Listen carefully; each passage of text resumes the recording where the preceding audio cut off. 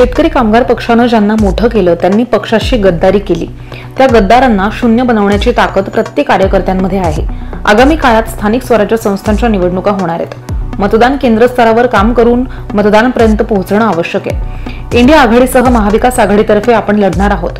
जिल्हा परिषदेवर आपली सत्ता कायम राहील ह्या दृष्टीनं मोठ्या जिद्दीनं चिकाटीनं मनात चीड ठेवून वेगळ्या तऱ्हेनं काम करण्यासाठी सज्ज व्हा असं आवाहन शेकाप सरचिटणीस माजी आमदार जयंतभाई पाटील यांनी केलंय। शेतकरी कामगार पक्ष रायगड जिल्हा चिटणीस मंडळ नवनिर्वाचित पदाधिकारी बैठक आणि चर्चासत्राचं आयोजन चेंड्रेमधल्या पीएनपी नाट्यगृहात बुधवारी 3 तारखेला करण्यात आले। यावेळी कार्यकर्त्यांना मार्गदर्शन करताना जयंत पाटील हे बोलत होते। निवडणुकीच्या तयारी करण्यासाठी आपण बैठक घेतली अपेक्षा ही बैठक नवीन पदाधिकारी पहिल्यांदा आपण एवढे दिले।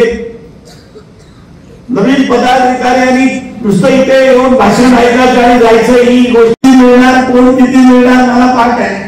आणि म्हणून आता नवीन गेले मी माझ्या 10 वर्षाचा 15 वर्षाचा गॅप आहे। नवीन लोकांना दिली नको त्या लोकांना आपण संधी दिली त्याचा सगळा बदल आपल्याला झालेला आहे। त्या बदलामध्ये आपल्याला काम करायचं आहे।